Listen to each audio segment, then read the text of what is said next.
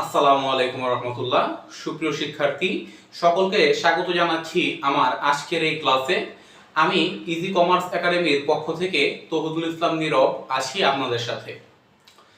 প্রিয় শিক্ষার্থী বন্ধুরা, আপনাদের জন্য খুব গুরুত্বপূর্ণ একটা টপিক নিয়ে আজকে আমি আমার এই ক্লাসে উপস্থিত হয়েছি। আজকের টপিকটি হচ্ছে অনাদায়ী পাওনা। আপনাদের মধ্যে অনেকেই আছেন যারা এই অনাদায়ী পাওনাকে খুব বেশি ভয় পান এবং কনফিউশনে পড়ে যান যে এই অনাদায়ী পাওনা বিশদায় বিবরণী এবং আর্থিক অবস্থার বিবরণীর কোথায় কিভাবে বসবে এটা নিয়ে কিন্তু আপনারা খুব বেশি কনফিউশনে পড়ে যান এবং আপনাদের মধ্যে অনেক স্টুডেন্ট কিন্তু এটা নিয়ে খুব ভয়ভীত থাকেন এবং এই বিষয়টাকে খুব বেশি কঠিন মনে করেন।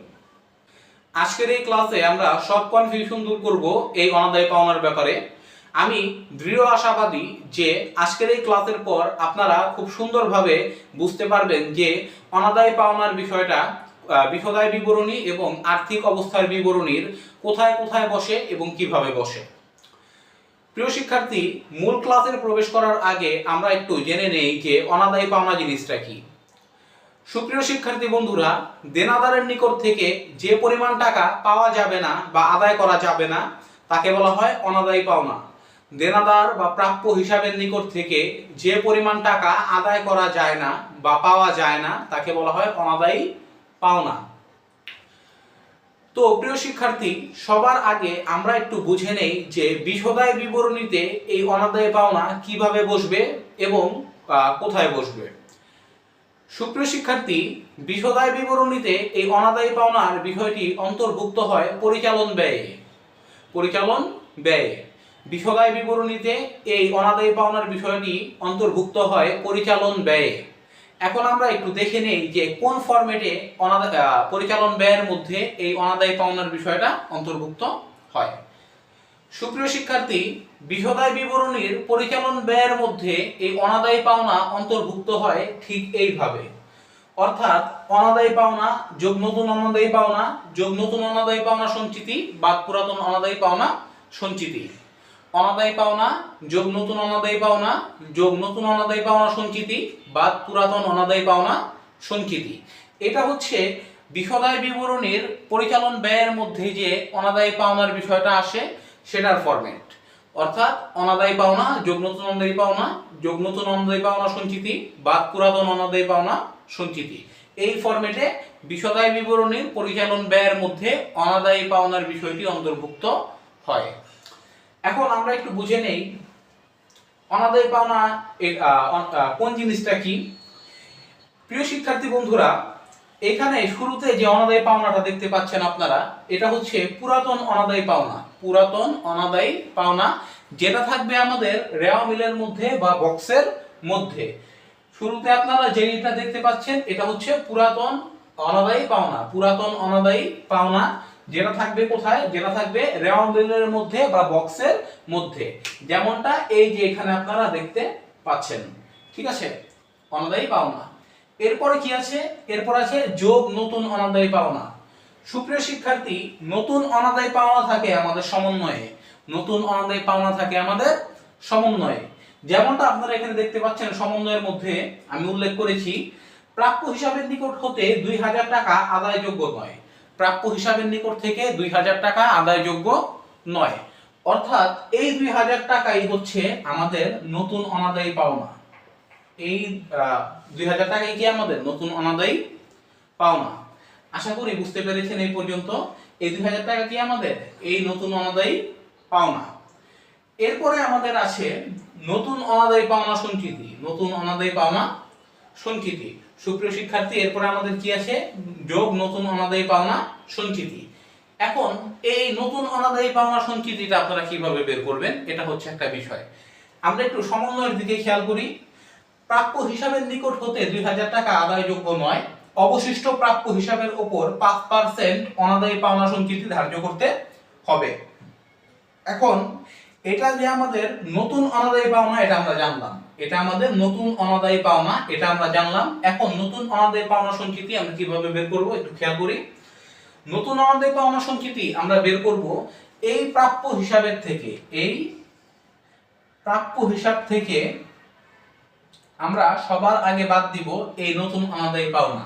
নতুন অনাদায়ী পাওনা অর্থাৎ 1 লক্ষ টাকা আছে, ঠিক আছে, 1 লক্ষ টাকা আছে। 1 লক্ষ টাকা থেকে প্রথমে বাদ দিব 2000 টাকা। 1 লক্ষ টাকা থেকে বাদ দিব কত টাকা? 2000 টাকা, বা প্রশ্নে যা থাকবে তাই। বাদ দেওয়ার পর যেটা অবশিষ্ট থাকবে, অর্থাৎ 1 লক্ষ থেকে 2000 বাদ দিলে 98000 টাকা থাকে, যেটাই অবশিষ্ট থাকবে তার উপর এখানে যে হারে অনাদায়ী পাওনা সঞ্চিতি ধার্য করতে বলা হবে, আমরা সেই হারে কি করব? অনাদায়ী পাওনা সঞ্চিতি ধার্য করব। প্রিয় শিক্ষার্থী, একটু মনোযোগ দিবেন। এখানে 1 লক্ষ টাকা থেকে এই 2000 টাকা প্রথমে বাদ দিব, অর্থাৎ নতুন অনাদায়ী পাওনা বাদ দিব। বাদ দেওয়ার পর থাকবে 98000 টাকা। সেই 98000 টাকার উপর আমরা এই 5% ধার্য করব। যেটা বের হবে সেটাই হচ্ছে আমাদের নতুন অনাদায়ী পাওনা সঞ্চিতি। যেটা বের হবে সেটাই কি আমাদের নতুন অনাদায়ী পাওনা সঞ্চিতি। অর্থাৎ বিষয়টা দাঁড়াচ্ছে কিছুটা এমন, 1 লক্ষ টাকা থেকে আমরা প্রথমে বাদ দিব নতুন অনাদায়ী পাওনা 2000 টাকা। বের হচ্ছে আমাদের কত? 98000 টাকা। এই 98000 টাকার উপর আমরা 5% ধার্য করব। 5% ধার্য করব। আশা করি বুঝতে পেরেছেন। তো প্রিয় শিক্ষার্থী, এখান থেকে যেটা বের হবে সেটাই হচ্ছে কি আমাদের? সেটাই আমাদের নতুন অনাদায়ী পাওনা সঞ্চিতি। নতুন অনাদায়ী পাওনা সঞ্চিতি। আশা করি বুঝতে পেরেছেন। তো আমাদের এখানে বের হচ্ছে 4900 টাকা। 4900 টাকা। তো এটাই কি আমাদের নতুন অনাদায়ী পাওনা সঞ্চিতি। ঠিক আছে, আশা করি বুঝতে পারলাম নতুন অনাদায়ী পাওনা সঞ্চিতির ব্যাপারটা। প্রয়োজনে আমি আরেকটা বার রিপিট করছি। প্রাপ্য হিসাবের থেকে সবার আগে বাদ দিব নতুন অনাদায়ী পাওনা। তো বাদ দিলাম প্রাপ্য হিসাবের থেকে নতুন অনাদায়ী পাওনা, এই 2000 টাকা বাদ দিলাম। যেটা বের হবে সেটার উপরে সমন্বয়ের মধ্যে যে পার্সেন্টেজ দেওয়া থাকবে, যে হারে নতুন অনাদায়ী পাওনা সঞ্চিতি তৈরি করতে বলবে বা ধার্য করতে বলবে, সেই পার্সেন্টেজ আমরা অ্যাপ্লাই করব। যেটা বের হবে সেটাই হচ্ছে আমাদের কি? নতুন অনাদায়ী পাওনা সঞ্চিতি। নতুন অনাদায়ী পাওনা সঞ্চিতি। প্রিয় শিক্ষার্থী বন্ধুরা, আশা করি এই পর্যন্ত খুব ভালোভাবে বুঝতে পেরেছেন। আমরা চলে যাচ্ছি আমাদের পরবর্তী বিষয়ে, সেটা হচ্ছে বাদ পুরাতন অনাদায়ী পাওনা সঞ্চিতি। বাদ পুরাতন অনাদায়ী পাওনা সঞ্চিতি। প্রিয় শিক্ষার্থী বন্ধুরা, আমাদের এই বাদ পুরাতন অনাদায়ী পাওনা সঞ্চিতি এটা আমরা কোথায় পাবো? এটা পাবো আমরা রাও মিলে বা বক্সের মধ্যে। যেমনটা আপনারা এই যে দেখতে পাচ্ছেন এখানে অনাদায়ী পাওনা সঞ্চিতি। প্রিয় শিক্ষার্থী বন্ধুরা, সবসময় মনে রাখবেন, রেওয়া মিলের মধ্যে যা থাকে তা হচ্ছে পুরাতন এবং সমন্বয়ে যা থাকে তা হচ্ছে নতুন। রেওয়া মিলে যা থাকে তা হচ্ছে পুরাতন এবং সমন্বয়ে যা থাকে তা হচ্ছে নতুন। ঠিক আছে, তো এই বক্সের মধ্যে যে অনাদায়ী পাওনা সঞ্চিতি থাকে সেটা কি? পুরাতন অনাদায়ী পাওনা সঞ্চিতি। তো পুরাতন অনাদায়ী পাওনা সঞ্চিতি কোনটা?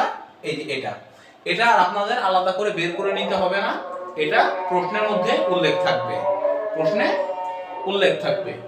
তো এই হচ্ছে কিন্তু আমাদের বিশদায় বিবরণীতে অনাদায়ী পাওনা কিভাবে অন্তর্ভুক্ত হবে সেই বিষয়টি। ফরম্যাটটা কি? অনাদায়ী পাওনা যোগ নতুন অনাদায়ী পাওনা যোগ নতুন অনাদায়ী পাওনা সঞ্চিতি বাদ পুরাতন অনাদায়ী পাওনা সঞ্চিতি। আশা করি বুঝতে পেরেছেন এই পর্যন্ত। এখন প্রিয় শিক্ষার্থী, আমরা জেনে নিলাম যে কিভাবে বিশদায় বিবরণীতে হিসাবভুক্ত করতে হয় বা কিভাবে বিশদায় বিবরণীতে আসে অনাদায়ী পাওনা। এখন আমরা শিখব কিভাবে আর্থিক অবস্থার বিবরণীতে অনাদায়ী পাওনা এন্ট্রি করতে হয় বা হিসাবভুক্ত করতে হয়। ঠিক আছে, এখন আমরা কি শিখব? এখন আমরা শিখব কিভাবে আর্থিক অবস্থার বিবরণীতে অনাদায়ী পাওনা আসে।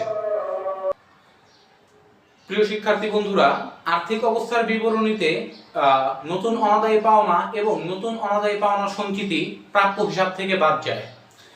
আর্থিক অবস্থার বিবরণীতে নতুন অনাদায়ী পাওনা এবং নতুন অনাদায়ী পাওনা সঞ্চিতি প্রাপ্য হিসাব থেকে বাদ যায়। সুপ্রিয় শিক্ষার্থী বন্ধুরা, প্রাপ্য হিসাব হচ্ছে আমাদের একটা চলতি সম্পদ, অর্থাৎ এই প্রাপ্য হিসাব আমাদের আর্থিক অবস্থার বিবরণীর সম্পদ পাশে অন্তর্ভুক্ত হয়। সম্পদ পাশে অন্তর্ভুক্ত হয় এবং এই প্রাপ্য হিসাব থেকে নতুন অনাদায়ী পাওনা এবং নতুন অনাদায়ী পাওনা সঞ্চিতি বাদ দিতে হয়। নতুন অনাদায়ী পাওনা এবং নতুন অনাদায়ী পাওনা সঞ্চিতি বাদ দিতে হয়। ঠিক এইভাবে প্রাপ্য হিসাব বা নতুন অনাদায়ী পাওনা বা নতুন অনাদায়ী পাওনা সঞ্চিতি। ঠিক আছে, তো আমরা এখানে যে উদাহরণ উপস্থাপন করেছি এর মাধ্যমে আমরা একটু বুঝি যে কিভাবে আর্থিক অবস্থার বিবরণীতে এটা অন্তর্ভুক্ত হবে। প্রাপ্য হিসাব, প্রাপ্য হিসাব কত আছে আমাদের? 1 লক্ষ টাকা।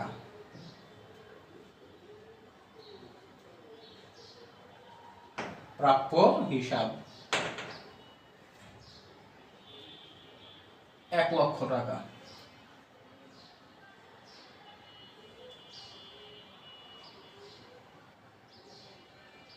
বাদ নতুন অনাদায়ী পাওনা।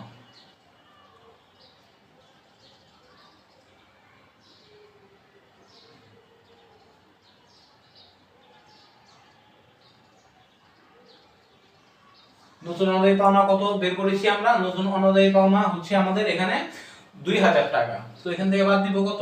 2000 টাকা। 1 লক্ষ থেকে বাদ দিব 2000 টাকা, থাকছে আমাদের 98000 টাকা। 98000 টাকা।